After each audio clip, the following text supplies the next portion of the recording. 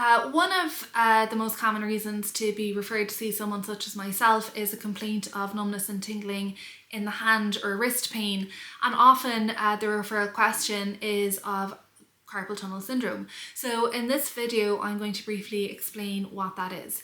So the carpal tunnel is at this area here, it's around the wrist, and it's formed by different bones around the wrist, and through it runs the median nerve, and the median nerve is vulnerable to compression in the carpal tunnel.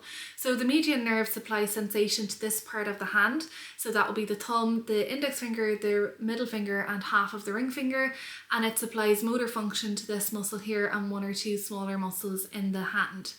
So when the median nerve gets compressed in the carpal tunnel, it can lead to symptoms of numbness and tingling in that distribution in the hand.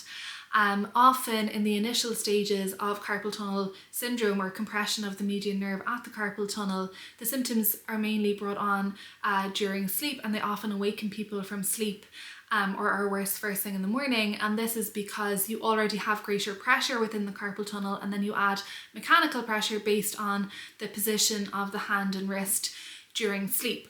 And then as time goes on, the symptoms can spill over into day-to-day activities. For example, driving for long periods of time, especially if you drive with your hands in a semi-flexed position, can exacerbate or trigger the symptom.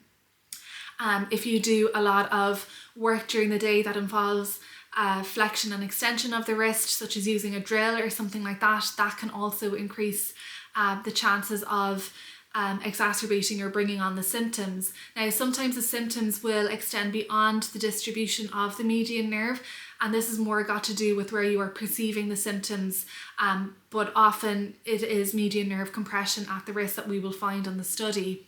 Now, these symptoms are normally enough to warrant medical attention. However, if the condition does progress over time, it can lead to some weakness in the function, especially of this muscle here.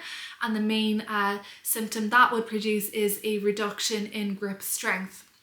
Now, there are certain risk factors that tell us who is more likely to develop a condition such as carpal tunnel syndrome.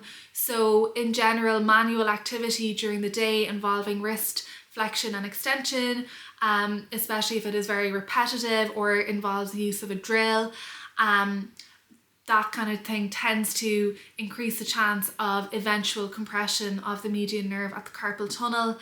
Certain medical conditions can also increase the risk, such as diabetes and arthritis, and it is quite common during pregnancy.